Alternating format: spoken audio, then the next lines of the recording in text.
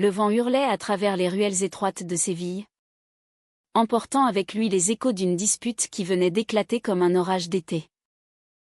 Julie claqua la porte de l'appartement ancien, ses larmes coulant comme des rivières sur ses joues, tandis que Sarah, figée sur le seuil, murmurait un « ne pars pas » qui sonnait comme un adieu tardif. Dans la nuit andalouse, Julie courut vers l'inconnu, son cœur brisé en mille éclats, ignorant que ce départ marquerait le début d'une renaissance pour elles deux. Julie avait toujours cru que l'amour était comme une mélodie inachevée, attendant patiemment les notes justes pour s'épanouir.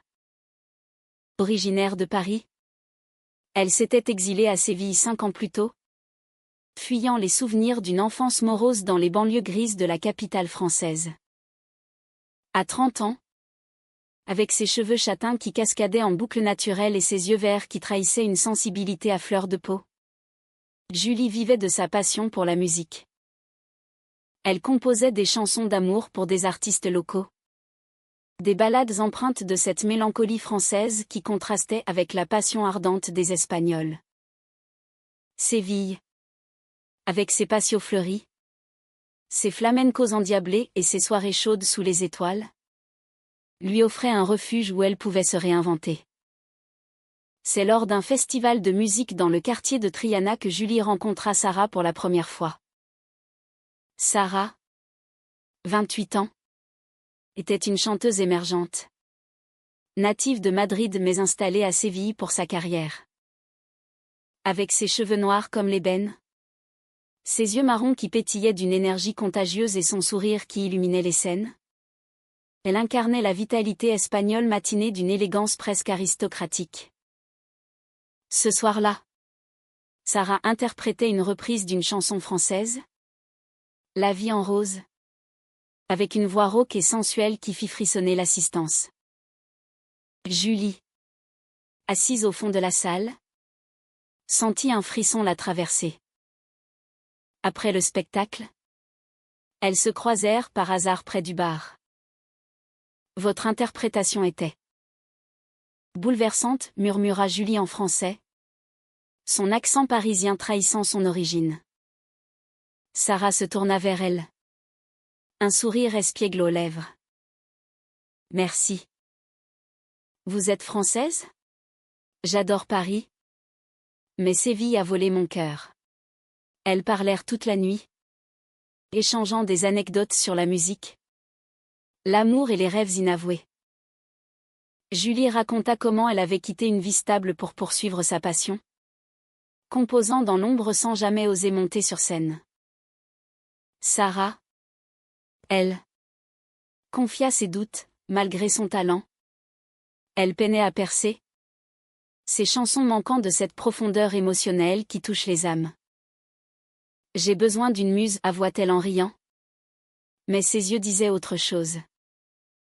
Dès le lendemain, Julie commença à composer pour Sarah. Leur collaboration naquit comme une évidence. Dans l'appartement de Julie, surplombant l'Alcazar, elle passait des heures à travailler. Julie au piano, Sarah à la guitare, leurs voix se mêlant en harmonies improvisées. Les chansons qu'elle créait étaient des odes à l'amour interdit, à la passion cachée, imprégnées de cette sensualité française que Julie insufflait.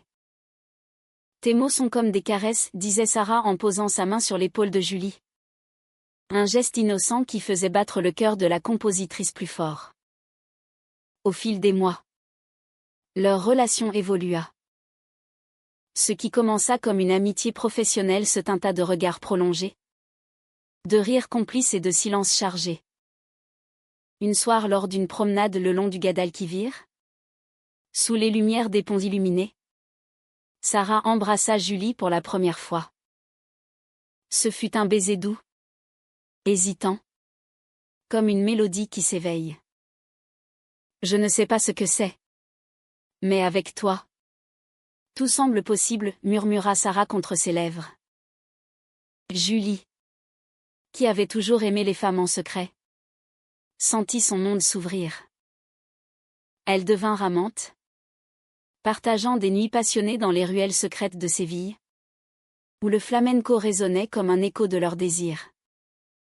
Mais l'amour, comme une chanson, a ses dissonances. Sarah, ambitieuse, signa un contrat avec une maison de disques madrilène. Les chansons composées par Julie devinrent des hits, propulsant Sarah sur les scènes nationales. C'est grâce à toi, disait-elle en serrant Julie dans ses bras. Pourtant, la gloire apporta des ombres. Sarah commença à fréquenter des cercles influents, où des producteurs insistants la courtisaient. Julie, restée dans l'ombre, sentait la jalousie la ronger. Tu changes, lui dit-elle un soir, après une dispute sur une soirée où Sarah avait flirté avec une autre chanteuse. Sarah rit, balayant l'accusation d'un geste. C'est le business, ma chérie. Rien de plus. Mais Julie savait. Elle voyait les messages sur le téléphone de Sarah, les invitations ambiguës. La trahison se profilait, sournoise comme une note fausse dans une symphonie. Un jour, Julie découvrit une lettre. Sarah avait accepté de collaborer avec une autre compositrice, plus célèbre, pour son prochain album. C'est pour ma carrière, expliqua Sarah quand Julie la confronta. Tes chansons sont magnifiques. Mais j'ai besoin de variété. Le cœur de Julie se brisa. Elle se sentait utilisée, comme si elle n'avait été qu'une muse temporaire. Je suis la créatrice de tes chansons d'amour, Sarah. Mais pour toi, je ne suis qu'un tremplin. Les mots sortirent comme un cri étouffé. Sarah, les yeux emplis de larmes, tenta de la retenir. Je t'aime, Julie. C'est juste compliqué. Mais Julie partit, emportant avec elle les partitions inachevées et un cœur en miettes. Dans les semaines qui suivirent, Julie erra dans Séville comme un fantôme. Elle composa seule des ballades sombres sur la trahison et l'amour perdu. Sarah, de son côté, connut le succès, mais ses nouvelles chansons sonnaient creux. Lors d'un concert à Madrid, elle chanta l'une des compositions de Julie, et les larmes coulèrent sur scène. Le public applaudit. Mais Sarah se sentait vide. Où es-tu, ma muse, murmura-t-elle dans le vide. Julie, de retour à Paris pour un temps, reçut un appel. C'était Sarah, la voix tremblante. Reviens. Je me rends compte maintenant. Mais Julie raccrocha, le cœur durci par la douleur.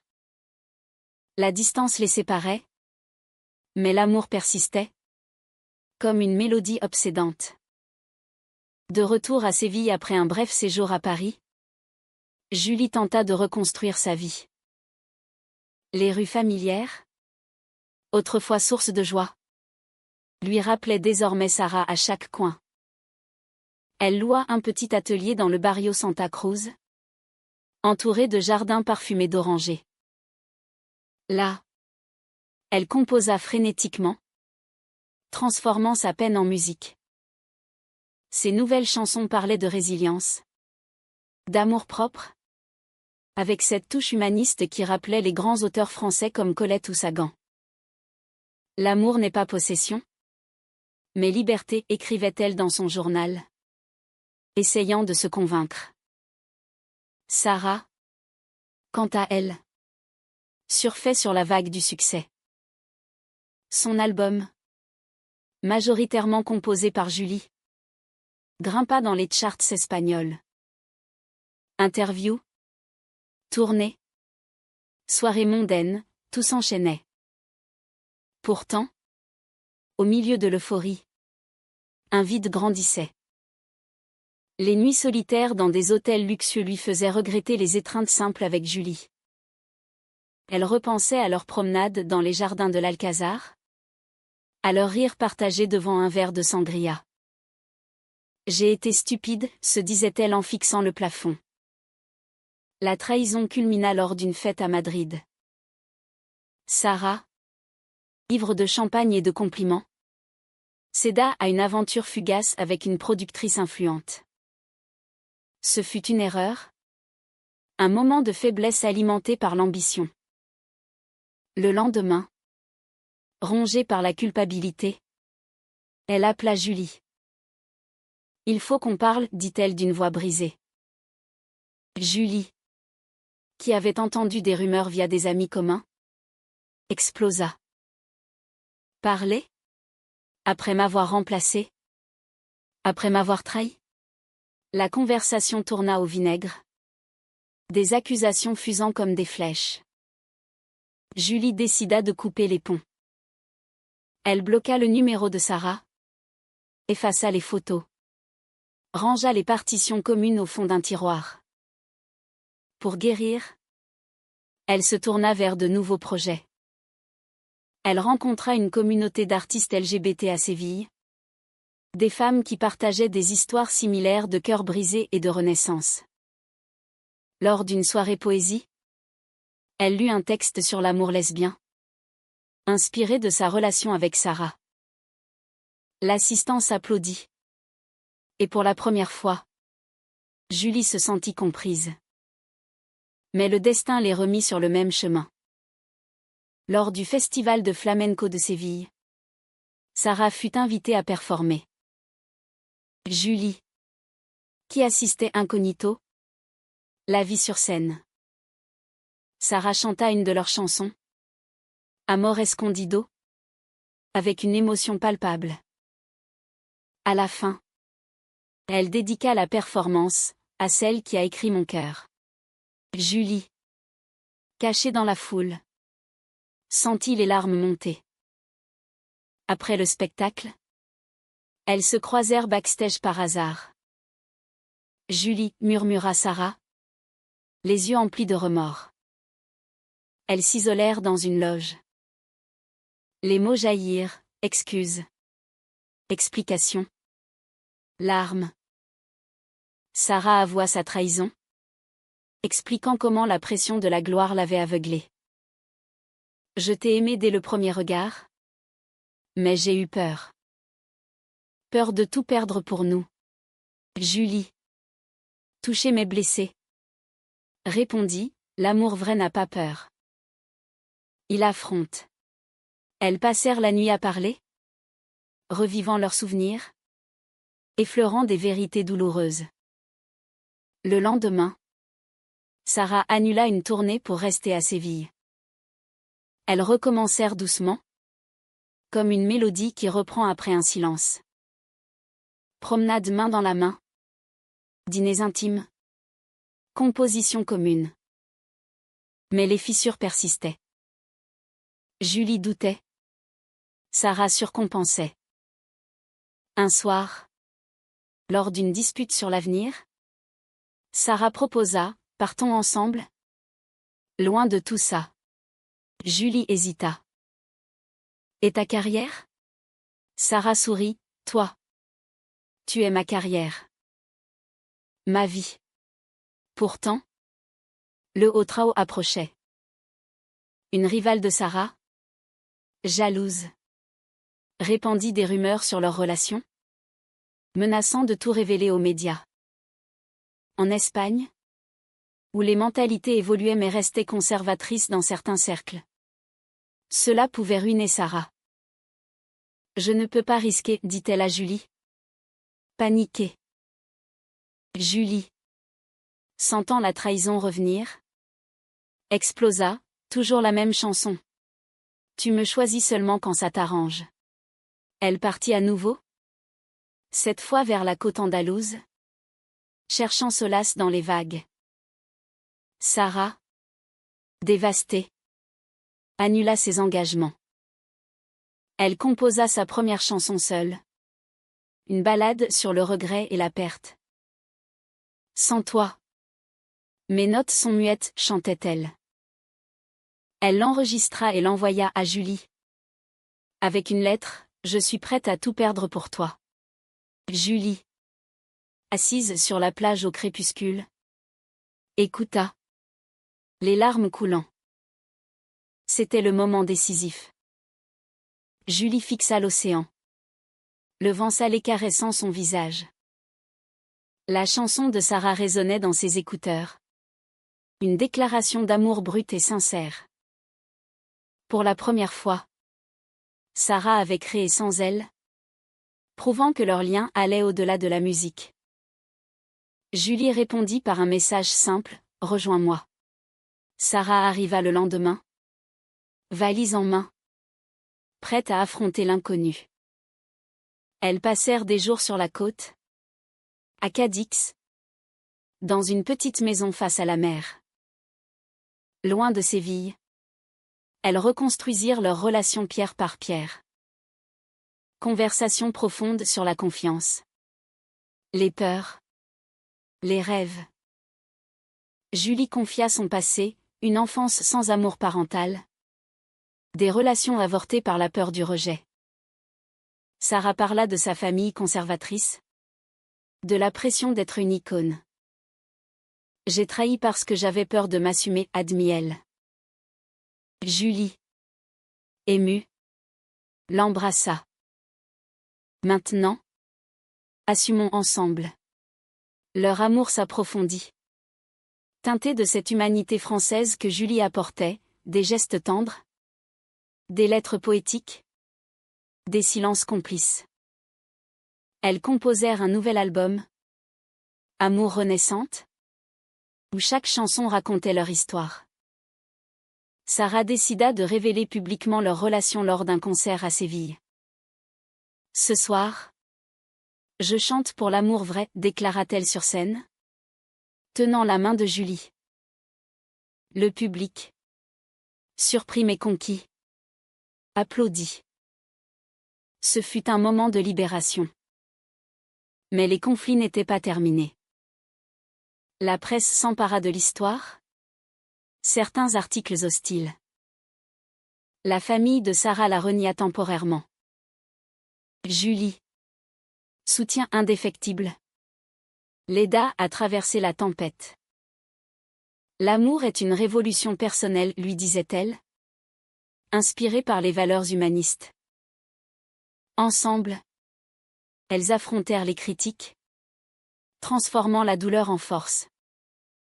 Un soir, sur la plage où tout avait culminé, Sarah s'agenouilla. Épouse-moi, Julie. Pas pour le monde, mais pour nous, Julie. Les yeux brillants, accepta. Leur mariage, discret dans un patio sévillan, fut une célébration de l'amour authentique.